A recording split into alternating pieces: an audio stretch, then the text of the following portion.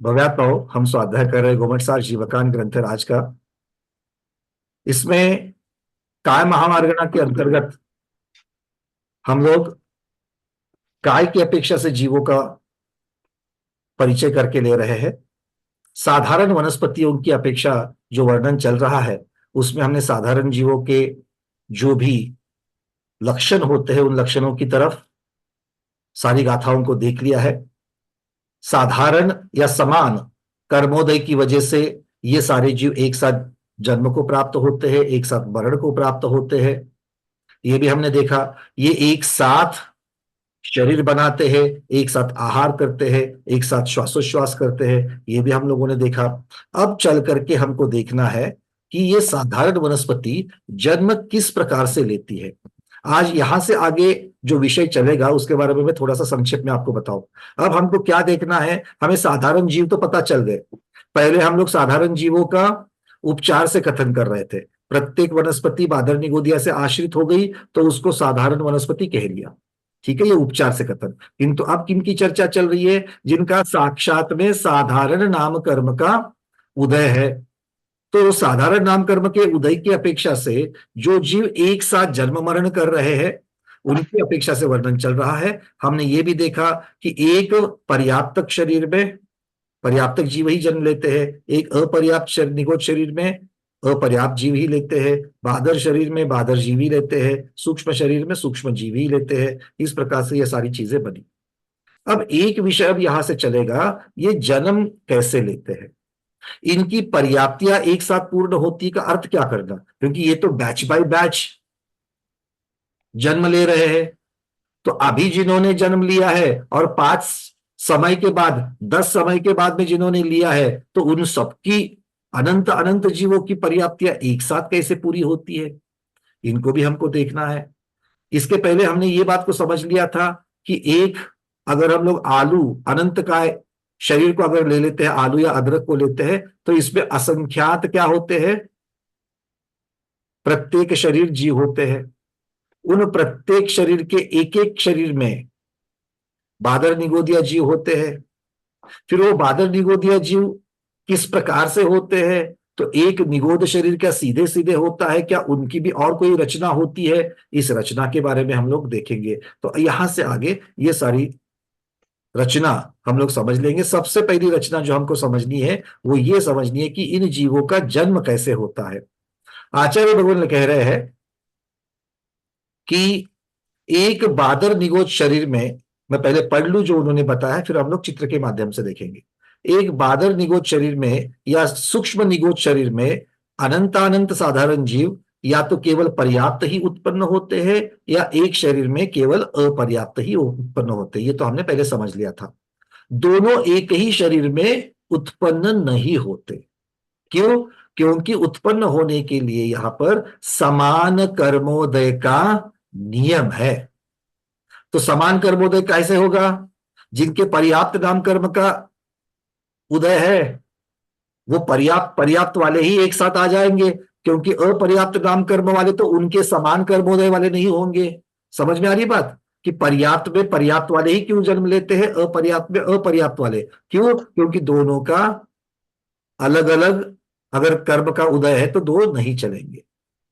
जो प्रतिपक्षी अविनाभावी जिनको कहा जाता है कर्म, ऐसे जोड़ी में बादर सूक्ष्म, तो जिनका जिनका बादर बादर बादर वाले हैं वो बादर वाले एक साथ जन्म लेंगे और वो बादर शरीर नहीं लेंगे। जो सूक्ष्म सूक्ष्म सूक्ष्म नाम कर्म वाले हैं उन सबका कर्मोदय एक प्रकार का है, वो सूक्ष्म शरीर में ही लेंगे। आधे सूक्ष्म थोड़े बहुत बादर एक शरीर में ऐसे नहीं लेंगे। इसका कारण क्या है? समान कर्मोदय। मैं बार बार इस चीजों को बता रहा हूं, इसका सार भी बता रहा हूं। ये समान कर्मोदय की वजह से ऐसा होता है। बात समझ में आ गई? कुछ तो हाँ कह रहे हैं, कुछ प्रतिमा योग में जा रहे हैं। चलिए बहुत बढ़िया, आगे बढ़ते हैं। अब आगे कहते हैं, अब शरीर को बनाने की प्रक्रिया देखिए। एक साधारण जीव के द्वारा ग्रहित पुद्गल पिंड अनंतानंत साधारण जीवों का भी उपकारी होता है तथा उस जीव का भी उपकारी होता है। इस तरह अनंत अनंत साधारण जीवों के द्वारा ग्रहित पुद्गल पिंड एक साथ संयुक्त रूप से एक जीव का भी उपकारी है और अनंत अनंत साधारण जीवों का भी उपकारी है। ये आगम की भाषा में समझ लिया। अब थोड़ा सा अपनी भाषा में समझ लेते हैं। देखो क्या शब्द लगाया आचार्य भगवान ने यहां पर, ग्रहित पुद्गल पिंड। अब ग्रहित पुद्गल पिंड, ग्रहित मतलब ग्रहण करने जैसा या ग्रहित किया गया, और पुद्गल पिंड अब किसको कहेंगे, यहां पर शरीर की अपेक्षा से वर्णन चल रहा है तो नो कर्म वर्गणाओं को कहेंगे।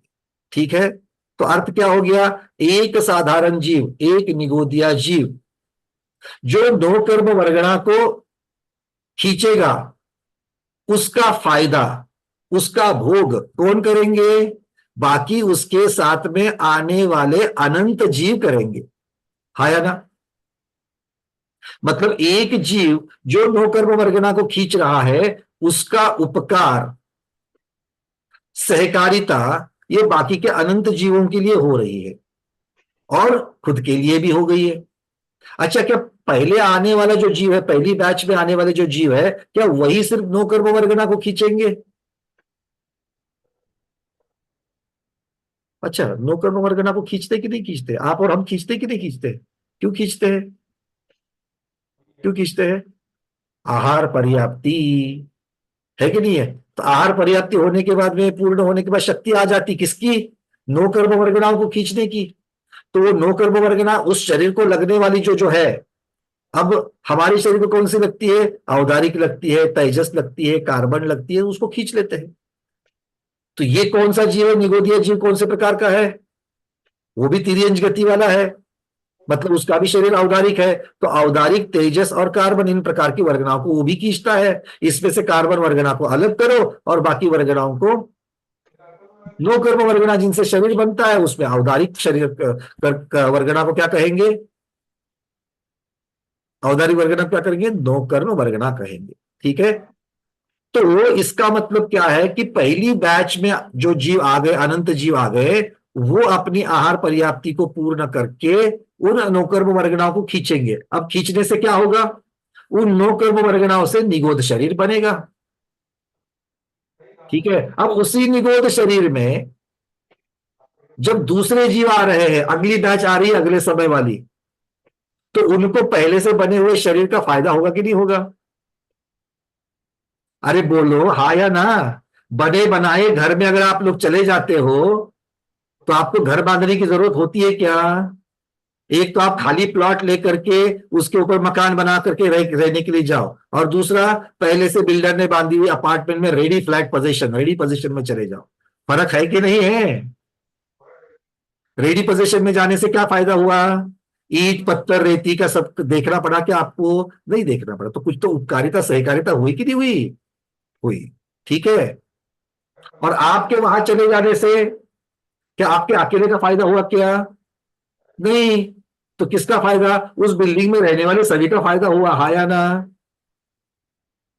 चलिए बहुत बढ़िया। अच्छा, अब एक बिल्डिंग में, अपार्टमेंट में मान लो 50 फ्लैट है, तो 50 लोग पर महीना, हर एक महीने में कुछ कंट्रीब्यूशन देकर के मेंटेनेंस करवाते कि नहीं करवाते हैं? जिससे झाड़ू करने वाले, कचरा निकालने वाले, कॉमन लाइट्स, ऐसे सब खर्चे किए जाते हैं, है कि नहीं है? तो उसमें कौन कौन कंट्रीब्यूट कर रहा है, मेरी बिल्डिंग में मैं भी कर रहा हूं और बाकी के 49 लोग भी कर रहे हैं। तो मेरे कंट्रीब्यूशन से किस किस का फायदा हुआ, मेरा भी हुआ और बाकियों का भी हुआ। और जो बाकी के कंट्रीब्यूशन कर रहे हैं उनसे किसका फायदा हुआ, उससे उनका भी फायदा हुआ और बाकियों का भी फायदा हुआ। हाँ या ना? बात समझ में आ गई?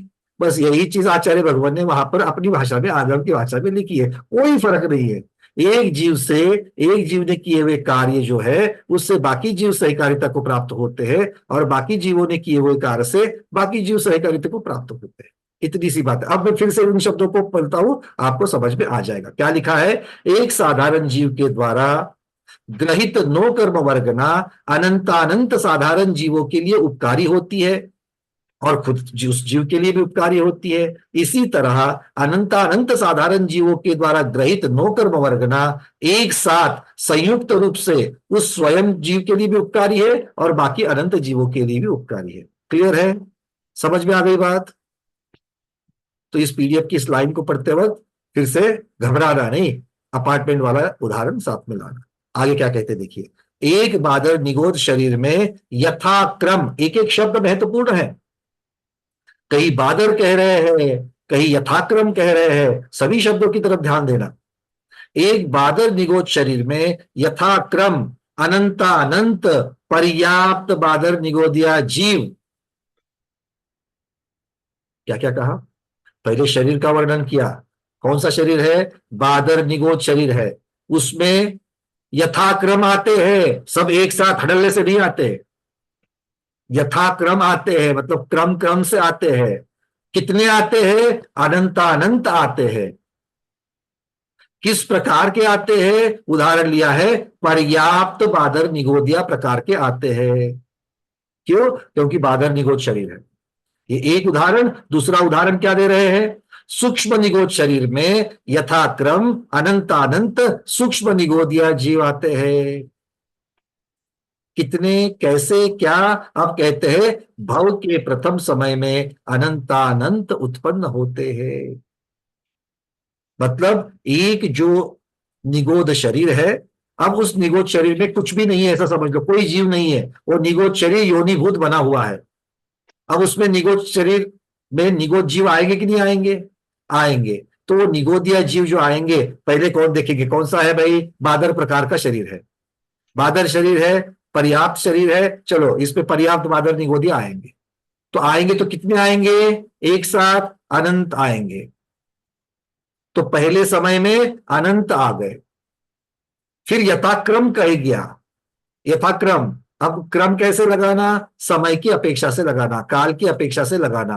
काल की कम से कम सबसे छोटी यूनिट कितनी है, एक समय है। मतलब पहले समय में अनंत आएंगे, अगले समय में एक अनंत आएंगे, तीसरे समय में अनंत आएंगे, चौथे समय में अनंत आएंगे, पांचवें समय में अनंत आएंगे, ऐसा चलता ही रहेगा, चलता ही रहेगा। समझ में आ गई बात, इसको यथाक्रम अनंतानंत जीवों का उत्पन्न होना कह दिया। पंकज जी, हाँ आचार्य भगवान, अभी आप जो कह रहे हैं ना, यही चर्चा धवला पुस्तक 12 में गाथा के रूप में यूं दिया, एक निगोद शरीरे जीवा दव पमान दो दिठा सव्वेन तीद कालेन सिद्धेन तीद कालेन। माने एक निगोद शरीर में अनंत अनंत जीव होते हैं, तो वह अनंत अनंत कौन से, तो तीद काले माने अतीत काल में जितने सिद्ध हो गए, कितने हो गए, तो अनंत जीव सिद्ध हो चुके, उतने प्रमाण में एक समय में निगोदी जीव के लिए कर्म बंद होता है। इस प्रकार धवला पुस्तक 12 में ये विषय आया था। हाँ गुरुदेव, यही बात आचार्य भगवान आगे 196 नंबर की गाथा में भी कहेंगे, क्योंकि जो आप धवला कह रहे हैं, धवला का ही तो ये छाया है। गोमटसार जीवकांड जो है, जो कि तो कितनी सारी गाथा है, 100 के ऊपर कुछ गाथा है। शुरुआत में ही बताया गया था आचार्य भगवान के जो प्रस्तावना थी, उस प्रस्तावना में कहा गया था कि धवला पुस्तक की, शतखंडागम की और धवला की जो गाथा है, जो कि त्यो सिद्धांत चक्रवर्ती नेमिचंद महाराज ने 100 के ऊपर गाथाएं यहाँ पर रखी हुई है। तो ये ऐसा है ना कि ये गोमटसार जीवकांड ये ऐसा ग्रंथ है कि जिसमें षटखंडागम में आए हुए जीव तत्व संबंधी जितना भी सार है, उसका सार इस ग्रंथ में भर दिया है। षटखंडागम तो गंड वो तो अधिकार जीव अधिकार जो है बहुत बड़ा है, इसमें बिल्कुल उन्होंने गागर में भर दिया है।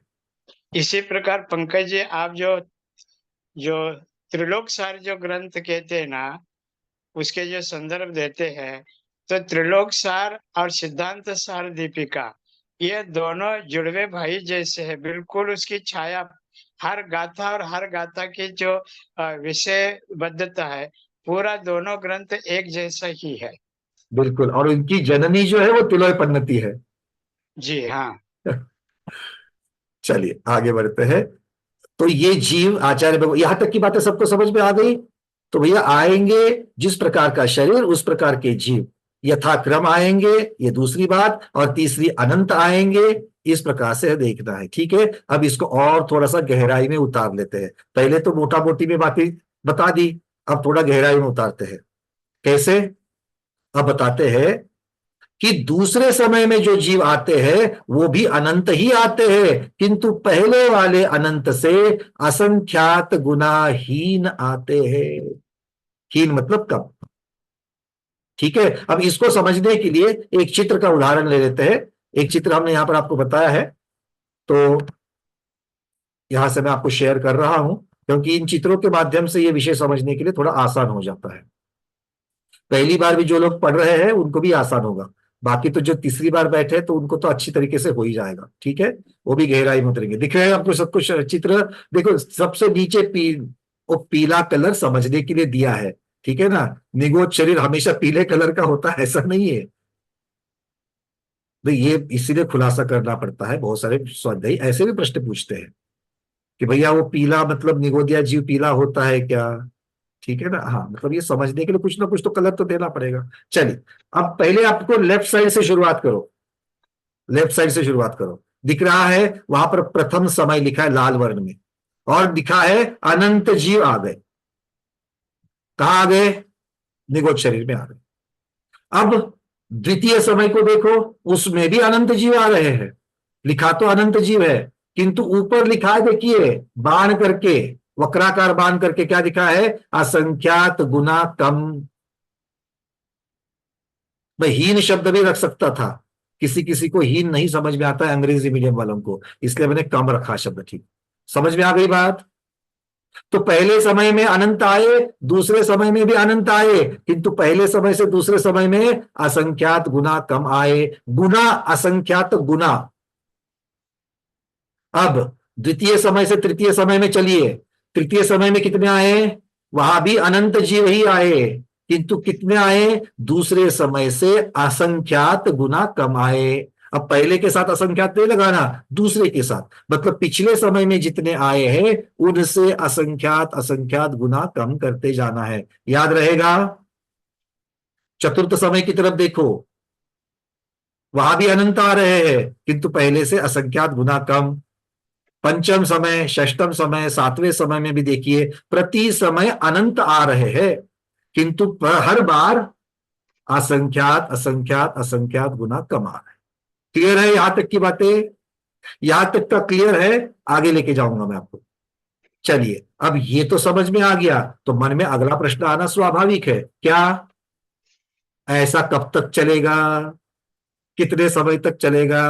है ना चेतन जी, हमें पता है, यहां से पढ़ रहे हैं हम, आप क्या पूछना चाह रहे हैं। चलिए, अब उसके लिए अगला दृश्य देख लेते हैं, अगला चित्र देख लेते हैं। और उस चित्र को कैसे पढ़ना है मैं आपको बताऊंगा, मेरे साथ ही आपको उस चित्र की तरफ देखना है। सबको दिख रहा है? हाँ, नीचे से शुरुआत करनी है। जो वहां पर टेक्स्ट लिखा हुआ है, शब्दों में लिखा है, उसको पढ़ने का प्रयास मत करो, वो बाद में। अभी सुनो मैं जो कह रहा हूं उसको, इसको कैसे पढ़ना है उसको देखो। सबसे नीचे से शुरुआत करना है। सबसे नीचे क्या लिखा है देखिए, जीव उत्पत्ति का प्रथम समय। मतलब वो जो नीला बाण चला गया है वो क्या दर्शाता है? तो वो निगोद शरीर में जो जीव आते रहेंगे आते रहेंगे आते रहेंगे, उस प्रक्रिया को दिखा रहा है, उस प्रोसेस की प्रगति दिखा रहा है। ठीक है, तो नीचे प्रथम समय है। तो प्रथम समय क्या लिखा? प्रथम समय में सबसे पहले आप देखो, वो जो लाल लाल लाल लाल डॉट दिख रहे हैं ना आपको, वो कौन है? वो निगोद जीव है। ठीक है, इनका आकार ऐसे ही होवे, जरूरत नहीं है ये आकार हमें पसंद आया करके हमने इसके डॉट ऐसे बनाए हैं। ठीक है ना। चलिए, अब देखो वहां पर पहली पंक्ति देख लेना, प्रथम बैच जो है, उस प्रथम बैच की पहली पंक्ति देख लेना। उसमें कितने दिख रहे हैं आपको? बहुत सारे दिख रहे हैं, है ना। और दूसरी पंक्ति में कम दिख रहे हैं, तीसरी पंक्ति में उससे कम दिख रहे हैं, चौथी पंक्ति में उससे कम दिख रहे हैं। ठीक है ना। अब चूंकि ये अनंत और असंख्यात वाला है, हम अनंत और असंख्यात तो नहीं दिखा सकते हैं, पर कम कम तो जरूर दिखा सकते हैं, तुलनात्मक। अब क्या हुआ, ये कैसे कब तक चलेंगे? पहला समय, दूसरा समय, तीसरा, सातवां, आठवां, दसवां, ये कब तक चलेगा? आचार्य भगवान कहते हैं ये आवली के असंख्यातवें भाग प्रमाण समय तक चलेगा। कब तक चलेगा? आवली के असंख्य, ये निरंतर आएंगे, एक भी समय का बीच में गैप नहीं करेंगे। पहले समय में आए, दूसरे में, तीसरे में, चौथे में, पांचवें में, छठे में, सातवें में, आठवें में, ये चलता रहेगा। कब तक? आवली के असंख्यातवें भाग प्रमाण समय की जो संख्या है उतने समय तक ये चलेगा। और प्रति समय अनंत आएंगे, किंतु पहले समय से दूसरे समय में, अगले अगले समय में असंख्यात असंख्यात गुना कम कम होते आएंगे। ठीक है, पहला ब्लॉक समझ में आ गया। कब तक चलेगा ये आना इनका? असंख्यात आवली के असंख्यात में भाग प्रमाण, मतलब एक आवली को लेना, आवला नहीं आवली, ठीक है ना, एक आवली, उस आवली के बहुत, एक आवली में असंख्यात समय होते हैं, तो उसके टुकड़े करो, असंख्यात असंख्यात टुकड़े करो, उसमें से एक टुकड़ा ले लेना, तो उस एक टुकड़े में कितने समय है, उतने समय तक ये सारा विषय चलेगा, इस प्रकार की प्रक्रिया चलेगी। अब इतना होने के बाद ये समय प्रमाण हो गया, इसके बाद में गैप आ जाएगी, थोड़ी देर विश्रांति, जीव कुछ नहीं आएंगे। कितनी देर तक जीव नहीं आएंगे? तो आचार्य भगवान कहते हैं यहां पर दो विषय है, एक जघन्य समय, एक उत्कृष्ट समय। मतलब ये जो गैप रहेगी ये कम ज्यादा होती रहती है, तो कम से कम कितनी गैप होगी? एक समय की गैप होगी। ज्यादा से ज्यादा कितनी गैप होगी? तो आवली के असंख्यातवें भाग प्रमाण तक वो गैप हो जाएगी। गैप मतलब उतने समय में कोई भी निगोदिया जीव की बैच उस शरीर में प्रवेश नहीं करेगी, जन्म नहीं लेगी, ये गैप आ जाएगा। ठीक है, तो ये अंतर पड़ा, इसको क्या कहेंगे? अंतर पड़ गया। पहले निरंतर आ गए थे, अब अंतर पड़ा। अंतर जैसे ही खत्म हो जाएगा तो अगला ब्लॉक, 2 नंबर वाला ब्लॉक देख लेना, उसमें फिर से पहले जैसे चालू हो जाएगा। कैसे? पहले समय में अनंत आएंगे, फिर दूसरे समय में उस अनंत ही आएंगे, किंतु असंख्यात गुना कम कम कम होते आएंगे। अब ये दूसरा वाला ब्लॉक जो है, ये दूसरा वाला ब्लॉक कितनी देर तक चलेगा?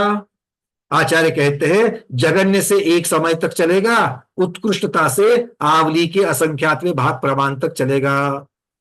तो ये जगन्य और उत्कृष्ट बता दिया, इसका मध्यम भी हो सकता है, मतलब इस रेंज में कितनी देर भी चलेगा। अगर एक समय के लिए अगर वो ब्लॉक चला तो एक समय वाले अनंत अनंत जीव आ जाएंगे, उसके बाद में फिर से गैप हो जाएगी। अगर एक समय से ज्यादा देर तक चला, कितनी देर तक?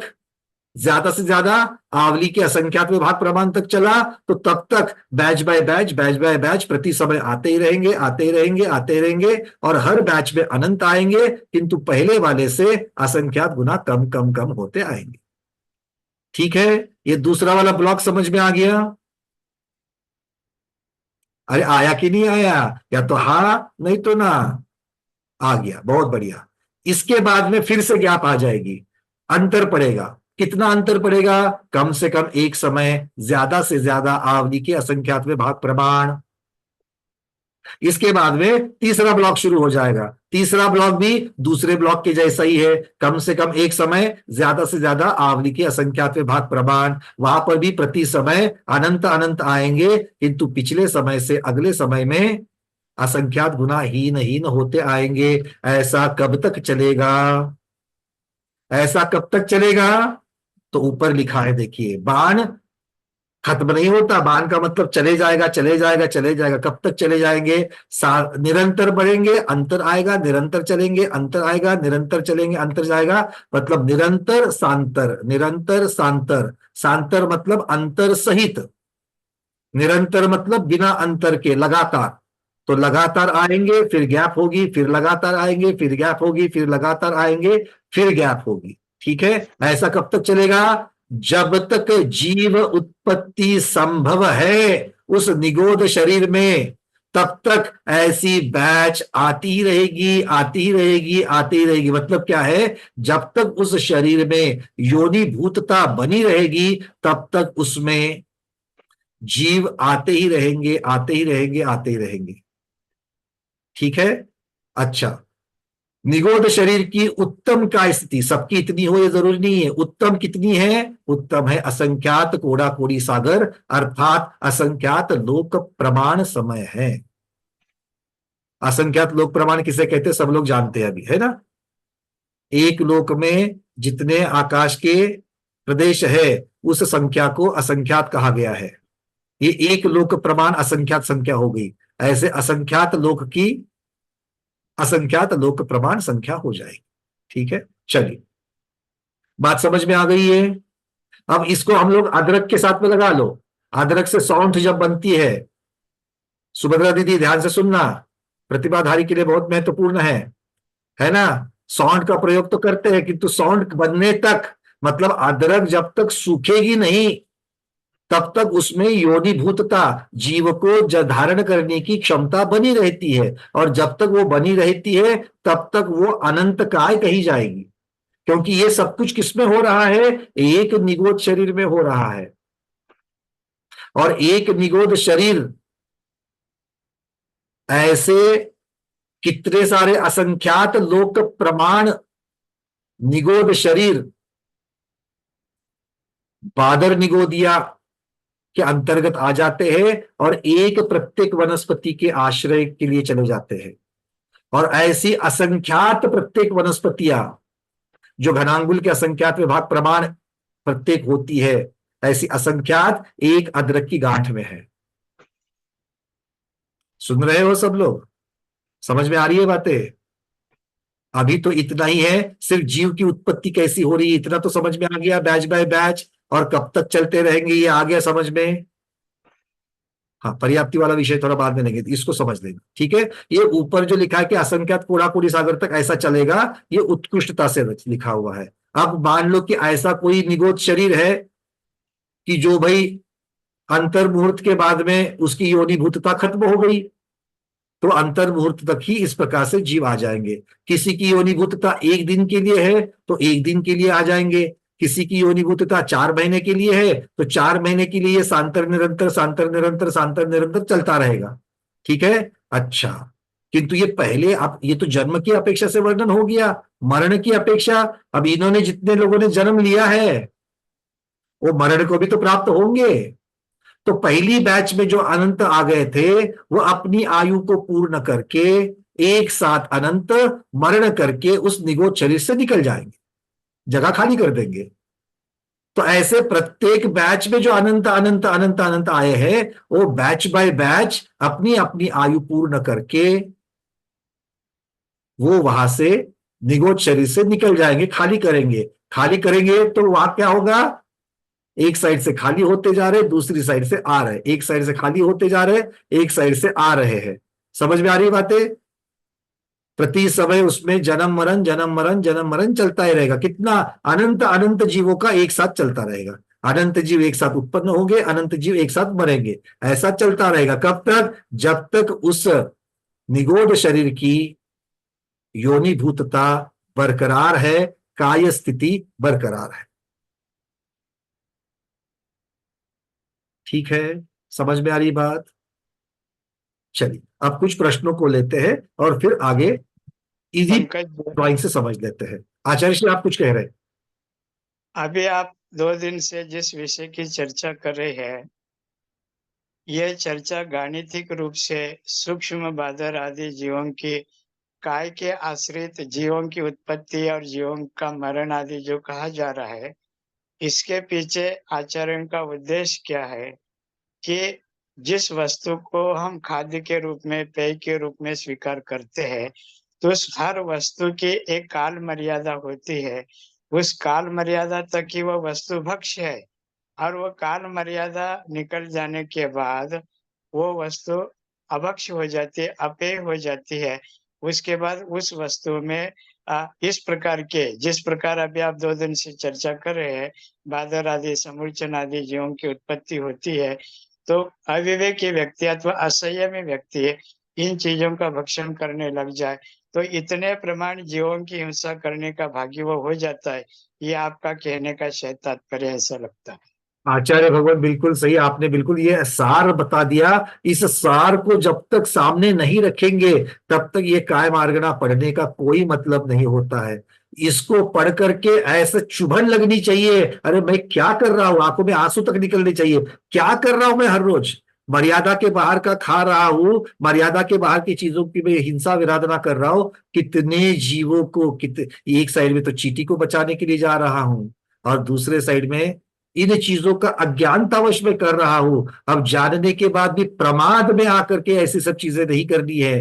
फिर वो जलकायिक हो, अग्निकायिक हो, वायुकायिक हो, या इस प्रकार के वनस्पति कायिक हो। ये काय मार्गणा पढ़ने के बाद अगर आपका आचरण सुधर गया, जीवों की हिंसा आपसे कम होने लगी, जीरो तो नहीं होगी, किसी से जीरो नहीं होती है, बट आज से कल कम होनी चाहिए, कल से परसों कम होनी चाहिए, अलग अलग तरीके से वो अगर कम होती है तो बिल्कुल भी आपको ये समझना है कि फिर ये कायमार्गना पढ़ने का कोई तो अपना उद्देश्य सफल रहा। ठीक है, कुछ प्रश्नों को लेते हैं। प्रमोद जी, फिर दीपा दीदी, फिर चंदा जवारे दीदी, फिर कुसुम छावड़ा दीदी, फिर निर्मला दीदी। हाँ प्रमोद जी। मैंने ये पूछा था कि जब पहले बैच में पहला जो आपने बॉक्स लिया उसमें जो पहले जीव आए थे सबसे पहले वाले में, और उसके बाद गैप हुआ, मतलब उसके बाद दोबारा जो बॉक्स है उसमें जो पहला जीव की संख्या होगी वो उसमें कोई कंपैरिजन है क्या पहले से दूसरे में? इसके बारे में कुछ नहीं कहा उन्होंने, वो फिर अनंत ही अनंत कहा है उसको, पहली जो आगे बैच उसके साथ में कंपेयर नहीं किया है, वो इसका हमें पढ़ने में नहीं मिला। एक ग्रुप में ही किया है, मतलब एक बॉक्स में कंपैरिजन है, बाकी दूसरे वाले में नहीं। हाँ, जो निरंतर चले हैं उसकी अपेक्षा से बताया है।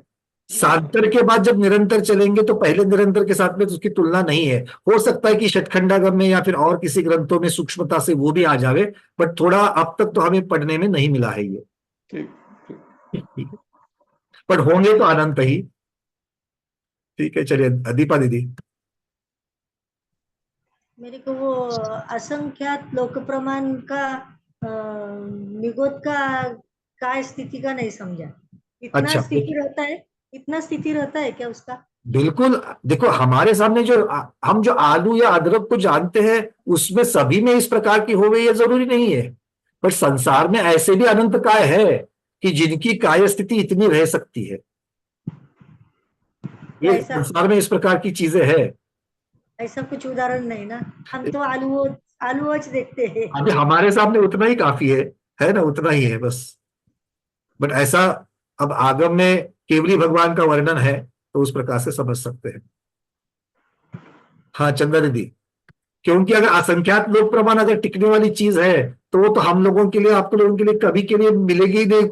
वो कब अनंत काय से निकल करके वो अप्रतिष्ठित बन जाएगी और कब उसको वो हो सकता है कि वो खाने पीने की चीजें भी ना हो, क्योंकि ये तो वनस्पति की चर्चा चल रही है, सारी वनस्पतियां तो हम लोग नहीं खाते हैं, है ना। और दूसरी बात यह है कि सिर्फ निगोदिया उनकी आयु और गति की अपेक्षा से तिर्यंश माने हैं, किंतु ये जरूरी नहीं कि सारे के सारे वनस्पति की अपेक्षा से ही, खाने पीने की अपेक्षा से हो। जो जीवों के मांस इत्यादि में भी चले हो तैयार होते हैं, मलमूत्र में तैयार होते हैं, या फिर किसी के तिर्यंश या मनुष्य के शरीर के ऊपर जो तैयार होते हैं, वो हो सकता है कि किसी किसी प्रकार से, अब मान लो शरीर ही हम लोगों का पल्ले की अपेक्षा, पूर्व कोटि की अपेक्षा से उससे ज्यादा नहीं है, बट वहां भी नहीं आएगा। मतलब ऐसी ऐसी कोई तो पर्याय है, उन पर्याय की अपेक्षा से देखा जाए तो आचार्य भगवान कहते हैं कि उसकी उत्कृष्ट का स्थिति इस प्रकार से बनी रहती है। नहीं, मगर माउस का एक टुकड़ा लिया तो भी उसमें जो जीव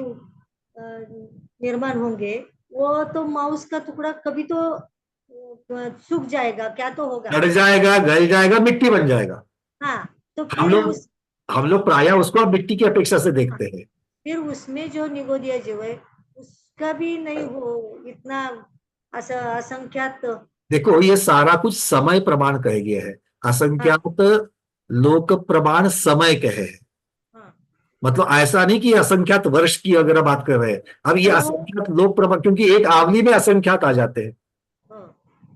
पर फिर उसका निगोदिया जीव की आयु उतनी होगी। निगोदिया जीव की आयु की जरूरत नहीं है, ये शरीर की काय स्थिति है। शरीर क्या है, हाँ, जीव तो उसमें आकर के अपनी आयु पूर्ण करके, जीव के साथ में शब्द भव स्थिति लगेगा और पुद्गल शरीर के साथ में काय स्थिति लगेगा। तो काय स्थिति तो बहुत सारी बनी है, उसके अंदर आकर के जीव अपनी भव स्थिति बना करके निकल करके जा रहे हैं, फिर काय वही रहेगी। हाँ, यही तो साधारण का और प्रत्येक का फर्क है। प्रत्येक में एक जीव एक शरीर, वो एक जीव चला गया प्रत्येक वाला कि वो नीचे पार्थिव शरीर बोल दिया उसको हमने पृथ्वी का है, जल का है, अग्नि का है, वायु का है कह के छोड़ दिया उसको, है ना। या फिर हम लोगों का भी जो शरीर है वो जो एक बार पार्थिव शरीर हो जाएगा तो उसके अंदर वही आत्मा या दूसरी आत्मा जन्म लेकर के वो जीव वापस मनुष्य करके नहीं चल सकता है, वो तो फिर उसको दफन भी दिया, अंतिम क्रिया करके उसको आपको नष्ट ही करना है, या फिर उसके अंदर तरह से जीव उत्पन्न हो जाएंगे, बाधा निगोदिया उत्पन्न हो जाएंगी, ये सब होगा। तो ये यहाँ पर इस प्रकार का वर्णन प्रत्येक के जैसा नहीं है, साधारण में यही इनकी अलगता है कि साधारण में जीव आते जाते रहेंगे, आते जाते रहेंगे, बट शरीर जो है, शरीर अलग अलग जीवों को योनि वहां पर प्रदान कर रहा है, ये उसकी विशेषता है। चलिए चंद्रा जवाहर जी। वंदन भैया जी, आलू का आपने बताया और अदरक का आपने बताया, उसमें अनंत अनंत जीव होते हैं, तो आलू अगर रखा हुआ है उसमें जीव आते जाते रहेंगे क्या हमेशा? बिल्कुल बिल्कुल बिल्कुल, जरूरी नहीं है कि वो पौधे पर लगाया हुआ है, बेल पर लगाया, उसका जो भी कंदर जिस प्रकार से रहते हैं, वो जरूरी नहीं है कि वो वहीं पर हो जाए, वो निकाल करके आपके घर के बास्केट में है तो भी चले, वो वहां पे आ जाएंगे, क्योंकि उस शरीर में योनिभूतता बनी हुई है। अब गाजर का तो उदाहरण आप सब लोगों ने देखा है बचपन में कि उसको काटने के बाद सिर्फ पानी में रखे हैं तो भी उसमें से अंकुर निकल आते हैं ना, तो योनिभूतता फिर भी उसमें बनी हुई है। हाँ। ये ऐसे समझते हैं इसको। चलिए कुसुम दीदी मुंबई से। नमस्ते भैया। सॉरी, भैया अभी तक नमोस्तु के कारण नहीं, आप भावना भाते रहेगा कि जल्दी से जल्दी नमोस्तु कहने की बात आ जा रहा है ना, तो हमारा उत्थान हो जाएगा। बोलिए दीदी। वंदना भैया जी, नमस्ते आचार्य जी। मेरा ये था प्रश्न भैया कि अदरक सुखा सकते तो आलू क्यों नहीं सुखा सकते? अच्छा, सुखा करके क्या करेंगे? सुखा तो सकते हैं, क्रिया की अपेक्षा सुखा सकते हैं, सुखाकर करेंगे क्या? जैसे अपन यूज में लाते हैं, सौंठ है, हल्दी है, जैसे यूज में लाते हैं, तो आलू भी यूज में ला सकते हैं सुखा के। अभी हम खाते नहीं आलू हैं को देखो, सुनो ना, आलू को सुखाने के बाद में जो भी चीज बनेगी, उसकी जो भी पर्याय बनेगी, सूख जाएगा ना भैया, तो हाँ सूख जाएगा, तो उसके बाद जैसे चिप्स हो गए।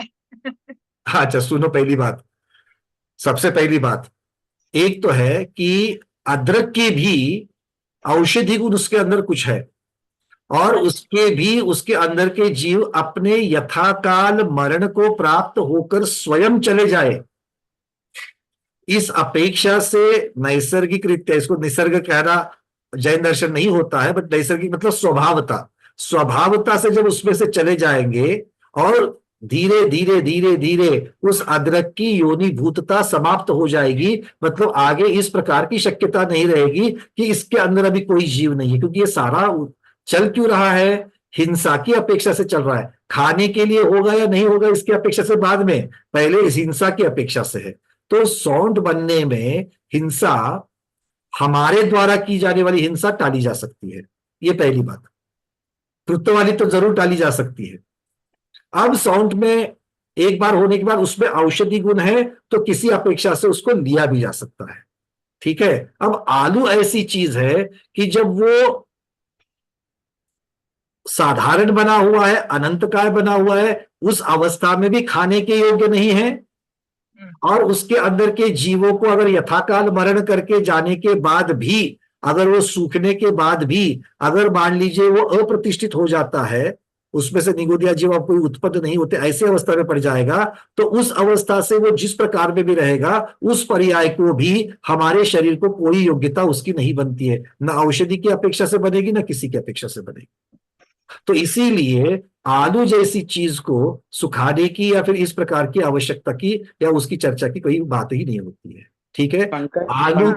आलू को इस अपेक्षा से, अनंतकाय की अपेक्षा से जो लोग खाते हैं, भले असंयमी है, जो खाते हैं वो भी वात कारक मानी गई है।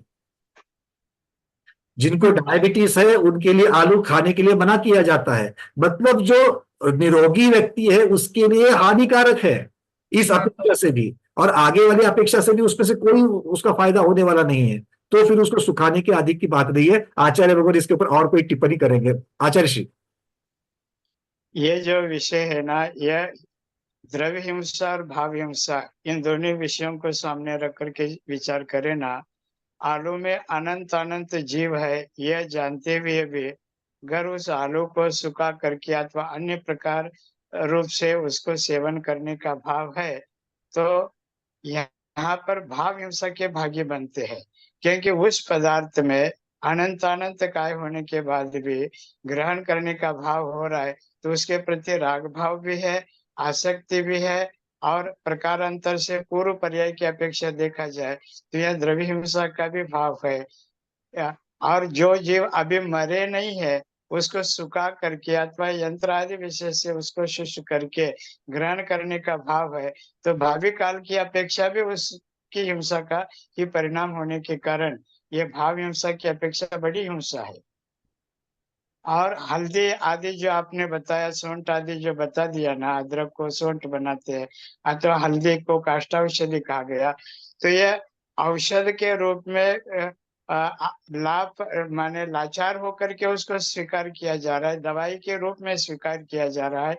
और एलोपैथी की जो दवाइयाँ है, इंजेक्शन आदि, गोलियां आदि, उसमें और भी ज्यादा हिंसा संभव है, इसलिए उसकी अपेक्षा इसमें कम हिंसा है, यह मान करके उसको स्वीकार किया जाता है, क्योंकि ये लॉन्ग पीरियड पर्यंत औषध स्वीकार नहीं किया जाता, थोड़े काल रोग दूर होने तक ही स्वीकार किया जाता है और बाद में प्रायश्चित लिया जाता है। लेकिन ये आलू आदि जो भी स्कंद पदार्थ है, इसको जो ग्रहण किया जाता है जबकि वह दवाई नहीं है, उल्टा और रोग का कारण है, तब भी उसको स्वीकार करें तो राग भाव की मात्रा अधिक होने से ये भाव हिंसा का भी कारण है। और अपने द्रव्य हिंसा की अपेक्षा भाव हिंसा को ज्यादा दोषकारक बताया है। पुरुषार्थ सिद्धि उपाय ग्रंथ देखिए आप। देखिए कितना सुंदर समर्पक उत्तर, इसके आगे इसके ऊपर कोई चर्चा की जरूरत ही नहीं है, इतनी सुंदर समर्पक। द्रव्य हिंसा, भाव हिंसा, लोलुपता, सबकी अपेक्षा से। और फिर जो जहां पर लाचारी में शब्द जो लगाया गुरुदेव ने, वहां पर मतलब क्या कि भाई ठीक है, इमरजेंसी जिसको हम लोग कहते हैं, या फिर जिस प्रकार से आप कोई दूसरा रास्ता ही नहीं है करके औषधि के स्वरूप में जहां लिया है, वहां पर प्रायश्चित की भी बात कही। तो इसका मतलब है कि इस तरीके से समर्पक तरीके से, सभी तरीके से इसको हम लोग सुन करके इसको त्याग कर सकते हैं। ठीक है कुसुम दीदी, क्लियर है? आप पत्ता गोभी और प्याज क्यों नहीं खाते भैया अपन? पत्ता गोभी हाँ और प्याज, हाँ। ये भी नहीं खाते, ये क्यों नहीं खाते? अब प्याज में भी ये सारी चीजें होती है। प्याज में तो नहीं होते? जीव तो नहीं होंगे ना? बादल निगोदिया जीव नहीं होते? बादल निगोदिया जीव, देखो दीदी, बादल निगोदिया जीव हम हमारे आंखों को दिखते हैं क्या? नहीं। तो उसमें होते हैं, या आगम में तो लिखा है ना? उसके लक्षण भी दिए गए सारे। अच्छा। अच्छा, ये एक हो गई। अब आचार्य श्री जैसे समर्पकता कहते हैं, मैं थोड़ा सा दूसरी साइड से भी लगा लूं कि इसका शरीर के लिए फायदा है क्या नुकसान है, इसकी अपेक्षा से भी सोचो।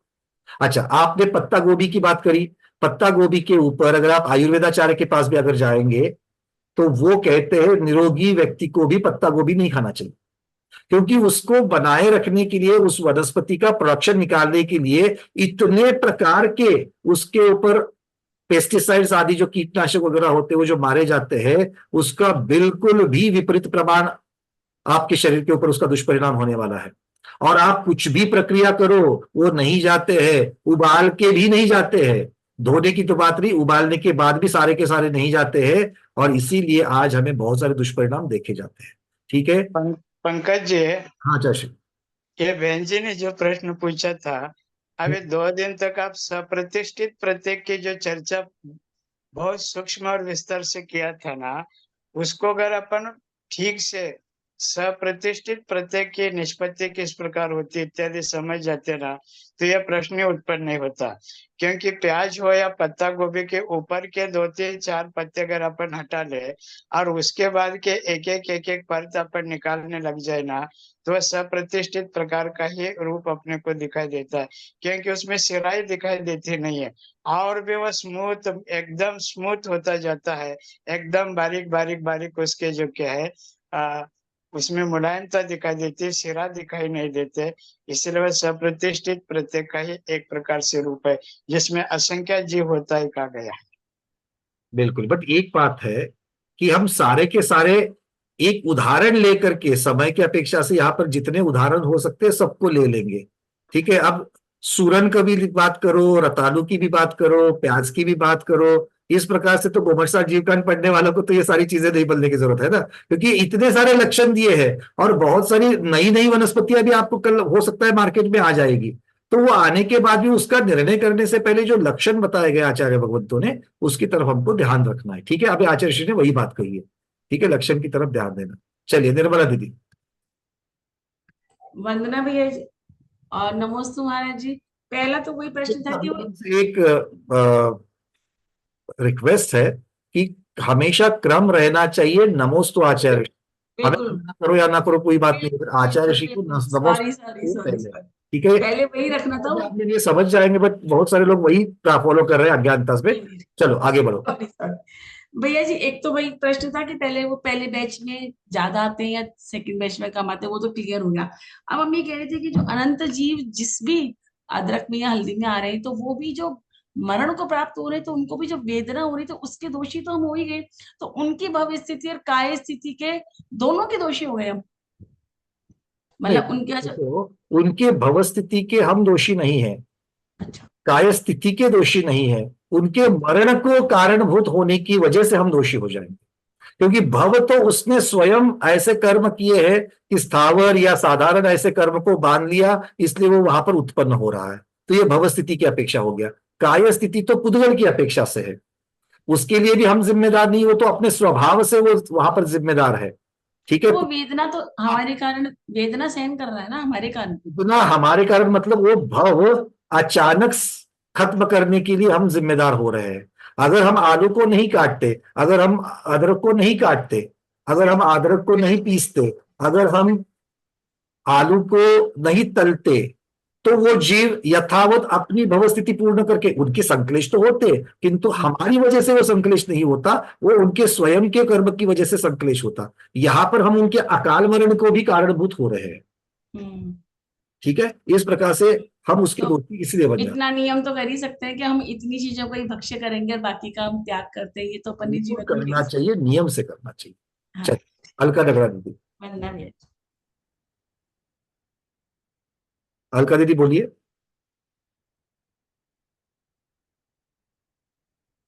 तब तक गंगवाल जी अगर आपका अनम्यूट हो जाए तो आप बताइए। नमस्ते आचार्य श्री, वंदना भैया जी।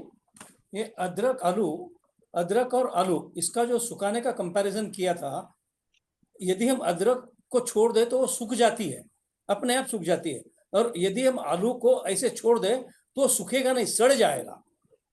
तो उसको अपन नेचुरली वो सुखा ही नहीं सकते उसको जब तक हम तलेंगे नहीं या कुछ उसको हम प्रयत्न नहीं करेंगे तब तक वो सुखाया नहीं जा सकता। कैसे तो जी आया है शास्त्र में कि अदरक और हल्दी इसको काष्ठ वनस्पति कहा गया है। तो ये काष्ठ जो है वो अपने आप सूख जाते हैं। ऐसे बहुत सारे काष्ठ आयुर्वेदिक, देखो गंगवाल जी, बात क्लियर हो गई आपकी। काष्ठ वनस्पति कहा गया है। एक बात को समझ लेना, बात कि आजकल यंत्र का जमाना है। कल अगर ऐसे कोई यंत्र इजाद हो जाएंगे, जैसे रेड लाइट्स या अलग अलग प्रकार की लाइट्स भी होती है जो उष्णता देती है, उससे भी कोई चीजें पकाई जाती है, सोलर के ऊपर हो, कई कोई भी चीज इजाद हो जाएगी, किंतु उसके पीछे का जो मूल सिद्धांत है कि क्यों नहीं करना है, जो द्रव्य हिंसा, भाव हिंसा, लोलुपता, इन सब चीजों का आचार्य श्री ने जिस प्रकार से लिखा है, इसमें सारी चीजें आ गई। ठीक है, फिर वो स्वयं सूखे या अगर मान लो कि हो सकता है कि कल अगर हम कहेंगे कि भैया स्वयं सूखता नहीं, सड़ जाता है, तो लोग उसको सड़ाने से पहले यंत्रों के द्वारा उसको सुखाएंगे और बोलेंगे कि ठीक है सूख गया। तो इसको ये एंडलेस हो जाएगा, इसलिए हम इसको यही रोकते हैं। और आप जो कह रहे हैं बिल्कुल ठीक है, अगर बिना यंत्र की अपेक्षा से अगर हम लोग चर्चा करेंगे तो बिल्कुल भाई ठीक है कि उसकी काय स्थिति जो है वो इस प्रकार से है कि उसकी योनिभूतता बनी रहती है, वो अदरक के जैसा जल्दी नहीं सूखता है। इस प्रकार से भी आप कह सकते हैं उसको। ठीक है, चलिए आगे बढ़ते हैं। रेखा दीदी पूछिए आपका प्रश्न। हाँ, नमोस्तु गुरुदेव, वंदना भैया जी। ये जो कल मेरे घर पे लौकी थी वो सड़ गई आधी, तो उसको मैं क्या समझू, उसमें साधारण वनस्पति। आपकी आवाज बिल्कुल ठीक से नहीं पहुंची मुझे, आप फिर से बोलिए। मेरे घर पे लौकी थी, लौकी हाँ आ रही है बस, आ रही बोलिए। हाँ, लौकी थी तो वो आधी सड़ गई, तो थी तो प्रत्येक वनस्पति का ही भाग, और आधी सड़ गई, तो उसमें जो जीव हुए वो साधारण वनस्पति के हुए। देखो सबसे पहले तो आप समझ लो, लौकी जो है अगर लक्षण की अपेक्षा से अप्रतिष्ठित हो चुकी है, तोड़ने योग्य हो चुकी है, आपने उसको ला करके अब घर में लाया है उसको, ठीक है। अब आने के बाद में अब ये अकेली वनस्पति नहीं है, ये वनस्पति का भाग है, जो वनस्पति का फल है।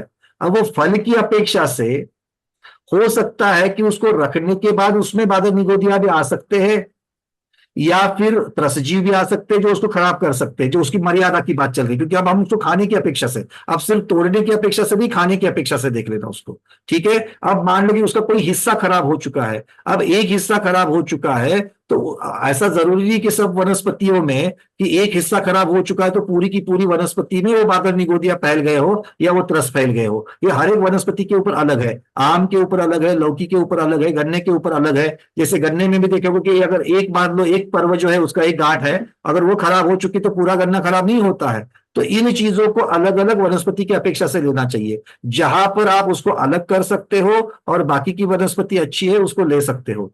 अलग अलग उसकी अपेक्षाएं है, पहले तोड़ने की अपेक्षा से, फिर भक्ष्य अपेक्षा की अपेक्षा से, और उसके बाद में मर्यादा की अपेक्षा से, और उसके बाद में फिर अलग अलग प्रकार के। मर्यादा में तो बादल निगोदिया की अपेक्षा से वर्णन हो ही गया, किंतु उसके साथ साथ में क्या इसके ऊपर तिर्यंश जो दूसरे कीड़े आदि रहते हैं, क्या उसकी अपेक्षा से ये खराब हो चुका है, मतलब वो भक्षता अपेक्षता की अपेक्षा से। तो ये अलग अलग तरीके से उसका आप विचार करके उसका निर्णय ले सकते हो।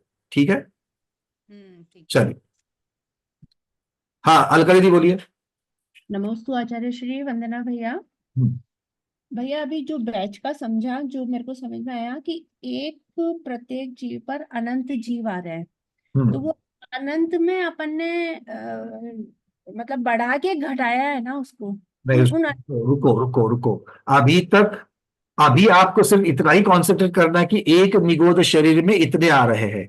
अभी तक उस निगोद शरीर का और प्रत्येक शरीर का हमने संबंध नहीं लगाया है। मतलब ऐसे कितने निगोद शरीर एक प्रत्येक शरीर के ऊपर है, और ऐसे कितने प्रत्येक शरीर एक आद्र की गांठ या एक आलू में है। ये अभी तक हमने सिर्फ शुरुआत का एक भाग देखा था कि एक अदरक की गांठ या आलू के शरीर में असंख्यात प्रत्येक वनस्पति है, और एक एक प्रत्येक वनस्पति के आश्रय से बादल निगोदिया आ सकते हैं, और उन बादल निगोदिया में से एक निगोद शरीर जो है उनकी चर्चा चल रही है। उस एक निगोद शरीर को उसके अंदर योनिभूतता जब तक बनी है तब तक अनंत अनंत अनंत की बैच आती रहती है। अभी आपको सिर्फ इतना ही, क्योंकि आगे चल करके विषय हम उसको लगाएंगे, स्वयं आचार्य भगवान नेमिचंद्र महाराज दोनों में संबंध लगाएंगे कि भैया अब तो आपने समझ लिया कि ये एक निगोद शरीर है, इसमें अनंत अनंत की बैचेस इस प्रकार से आती है, तो फिर ये एक निगोद शरीर कहाँ रहता है? अच्छा, ये यहां रहता है, फिर ये कहाँ रहता है? यहां रहता है। जैसे अगर मैं आपको बताऊं, मैं अगर सिर्फ कहूं कि मैं क्वींसटाउन चिंचवड़ में रहता हूं, तो जो लोग चिंचवड़ एरिया में रहते हैं और क्वींसटाउन को समझते हैं उनको ही समझ में आएगा कि मैं कहां पर रहता हूं। बंबई वालों को मालूम नहीं क्वींसटाउन कहां पर है, एक नाम सिर्फ पता चल गया उनको, तो बंबई वालों को मुझे क्या करना पड़ेगा? मुझे और भी इंफॉर्मेशन देनी पड़ेगी। जो मैं और अगर मान लो बताओ कि मैं महाराष्ट्र में पूना सिटी में चिंचवड़ सब एरिया, उसमें क्वींसटाउन में रहता हूं सोसाइटी में, तो इस प्रकार से अगर बताऊंगा तो वो कुछ लोगों को ठीक है भैया समझ पे, हम लोग पूना समझते हैं। अब हो सकता है कि कोई केरला में बैठा है या कोई मणिपुर में बैठा है, उसको केरला समझ में ही नहीं आ रहा है, तो उसको मुझे बताना पड़ेगा कि ये भारत में ही है। अब मान लो कि ऐसा भी हो सकता है कोई नाइजीरिया में, सोमालिया में बैठा हुआ, उसको वो भी समझ में नहीं आ रहा है, उसने कभी जिंदगी में भारत का नाम नहीं सुना है, तो उसको मुझे और बताना पड़ेगा कि भैया एशिया खंड में है, या और भी चीजें बतानी पड़ेगी। मतलब आपको जहां पर आप हो, एक निगोद शरीर जहां पर है, निगोदिया जीव का हम लोग उल्लेख निगोद शरीर की अपेक्षा से कर रहे हैं। फिर निगोद शरीर कहाँ होता है, वो जिसमें होता है वो कहाँ होता है, इन सब का वर्णन आगे आएगा। और इस प्रकार से चलते चलते चलते चलते हम इनका संबंध प्रत्येक वनस्पति के साथ लगाएंगे, और फिर आगे चल करके आलू और अदरक के गांठ के साथ भी लगाएंगे। अच्छा भैया, एक और जिज्ञासा थी कि जैसे आलू है, अदरक है, वो योनिभूत है अभी भी, तो अब जैसे आलू अदरक एकदम पहले छोटा साइज होता है फिर बढ़ता जाता है, तो वो योनिभूत होने के कारण उसमें प्रत्येक शरीर आते रहते हैं, इसलिए उसका साइज बढ़ता रहता है? नहीं, देखो सबसे पहली बात तो हमको ये समझना है कि जब हो सकता है कि जब अदरक शुरुआत में लगी वो छोटी सी थी, जैसे जैसे उसका पौधा बढ़ रहा है वैसे वैसे अदरक की गांठ बड़ी बड़ी होती जा रही है। ठीक है, ये क्या है? ये उस वनस्पति के शरीर का बढ़ना है, उस वनस्पति के शरीर का बढ़ना है। ये नहीं कि उसमें बहुत सारे जीव आने वाले इसलिए शरीर को बढ़ा दिया जाए, उल्टा है, शरीर जितना है उसकी अपेक्षा से उसके अंदर जीव आते रहेंगे। मतलब गांठ 1 इंच वाली है क्योंकि यहाँ पर सीधा सीधा गणित है, क्योंकि एक प्रत्येक शरीर घनांगुल के असंख्यातवें भाग प्रमाण है। तो इस अपेक्षा से एक गांठ में कितने रह सकते हैं? क्यों? क्योंकि एक गांठ की साइज आपने निर्धारित करी है, ठीक है, और इसकी अपेक्षा से वर्णन चल रहा है। पर यह जरूरी नहीं कि सिर्फ अदरक की गांठ में ही इस प्रकार के जीव होते हैं। अदरक की गांठ से आलू का शरीर बड़ा है, आलू से रतालू बड़ा है, साबूदाने का कंद होता है वो उससे बड़ा है, सूरन और बड़ा रहता है। तो इनको आपको प्रत्येक वनस्पति, अदरक की गांठ में कितनी असंख्यात बैठेगी और उसमें कितनी असंख्यात बैठेगी, दोनों असंख्यात है किंतु दोनों असंख्यात में फर्क आएगा। तो वो असंख्यात जो है वो असंख्यात की अपेक्षा से आपको लेना पड़ेगा कि वो एक जो स्कंद बड़ा है उस स्कंद में प्रत्येक वनस्पतियां कितनी बैठती है, अच्छा इतनी बैठती है। फिर उस एक प्रत्येक वनस्पति के ऊपर बादल निगोदिया कितने आते हैं, इतने आते हैं। तो उसमें से एक निगोद शरीर में कितने आएंगे, तो ये अनंत अनंत अनंत अनंत आते रहेंगे। इस प्रकार से संबंध लगा सकते हैं। मतलब ये इनका इनका इनका ये मतलब इनका प्रत्येक वनस्पति, प्रत्येक जीव की अपेक्षा कोई वो शरीर बढ़ता घटता नहीं है, मतलब बढ़ता नहीं है वो। नहीं, ये हर एक की अपनी अपनी देखो, निगोदिया शरीर जो है, निगोदिया शरीर की भी अपनी अवगाहना है, उत्कृष्ट और जगन्य अवगाहना उनकी है। निगोदिया शरीर की पर्याप्तक वाले की है, अपर्याप्तक वाले की, जैसे 64 अवगाहना यंत्र में दिया था। तो उस तरीके से आपको समझना है कि भैया कौन सा वाला जीव है, कितने साइज वाला है, कितना साइज वाला शरीर है, तो वो कैसे बैठेगा, इस प्रकार से समझ लेना। ठीक है। और आचार्य भगवान क्या कहते हैं कि एक निगोद शरीर जो है दूसरे निगोद शरीर के साथ में सब स्पर्शित होकर के रहते हैं, बिना स्पर्श के नहीं रहते हैं। निगोद शरीर के बारे में उन्होंने कहा था, ठीक है, उसको याद रखना है। चलिए ठीक है दीदी, क्लियर तो हो चुका है आपका या कुछ अलग ही चल? नहीं नहीं, वो मतलब वही था कि जैसे आलू है वो छोटे रहते हैं पहले, फिर बढ़ते हैं, और फिर अदरक भी है छोटी रहती है फिर बढ़ती है, तो वो किस अपेक्षा से बढ़ती है, मतलब कि उसमें जीवों की उत्पत्ति छोटी से बड़ी होना, जब तक वो उस पौधे में लगी है, अपनी वनस्पति में लगी है, तब तक ही बढ़ेगी। उसके बाद में घर में ला करके आपने एक ट्रे में रख दिया तो अपने आप नहीं बढ़ेगी। अब वो वनस्पति की अपेक्षा से अब वो सिर्फ एक शरीर है, पुद्गल है, योनिभूत पुद्गल है। अब वो स्वयं नहीं बढ़ेगी, अब उसमें योनिभूतता है करके दूसरे जीव आएंगे, इतनी सी बात है। हाँ। और एक और भैया पूछना था, पूछ सकती हूँ? स्वयं अदरक का जीव तो खत्म, वो अलग है, वो तो चला गया। स्वयं जो अदरक का जीव है वो तो चला गया। अब अदरक दूसरों को जगह दे रही है, ये बात है। ठीक है भैया। जरा फोन लेना ही, हाँ चलिए आगे बढ़ते हैं। निशा दीदी आपका प्रश्न है, जल्दी जल्दी, बस 2 मिनट हमारे पास समय है, इसके बाद में खुशबू दीदी का प्रश्न होगा। वंदना भैया जी। हाँ दीदी। मेरा प्रश्न था कि जैसे वो एक एक बैच में एक साथ अनंत अनंत जीव आते हैं, तो वो एक साथ ही मरण को प्राप्त होंगे, जो जीव अनंत आ गए वो? बिल्कुल, जो बैच में आए हैं, जैसे हमने अपने ड्राइंग में दिखाया था, एक बैच में जितने भी अनंत दिखाए थे वो बैच एक साथ मरण को प्राप्त होगी। उसमें आगे पीछे कोई नहीं जाएगा कि अनंत आए थे उसमें से 10-15 पीछे रह गए वो दूसरों के साथ गए, ऐसा नहीं होगा। वंदना भैया। तो ऐसे तो शरीर तो फिर वो काय तो उनके एक ही है, तो कब तक चलता ही रहेगा फिर वो? क्योंकि अनंत अनंत जीव आ रहे हैं लेकिन उनका शरीर तो एक ही है सबका। बिल्कुल, तो जीव अपनी अपनी भव स्थिति पूर्ण करके चले जाएंगे, क्योंकि ये जरूरी नहीं कि वो जो जीव उसके अंदर आ रहे हैं वो हमेशा के लिए उस शरीर का स्वामी रहेंगे। जैसे हम लोग अपने शरीर के स्वामी तब तक है जब तक इस शरीर में है, तब तक। बात समझ में आ रही है? हाँ। एक बार इस शरीर से निकल गया तो फिर इस शरीर के साथ कोई संबंध नहीं है। पर वो वहां पर ऐसा नहीं हो रहा है, वहां पर वो शरीर दूसरों के लिए अवेलेबल है। धर्मशाला एक अपना खुद का घर है, हम दूसरे को नहीं देंगे, उसके ऊपर स्वामित्व तो अपना ही है। और धर्मशाला का एक प्रवासी निकल गया तो दूसरा आकर के उसमें ठहर सकता है। तो साधारण जीव जो है, साधारण निगोद शरीर जो है, एक धर्मशाला के जैसा है, समझ लेना। ठीक है, चलिए। तो आज के एक अरविंद जी का है। मीनाक्षी दीदी मैं आपके पास आऊंगा, बस 2 मिनट। अरविंद जी बोलिए।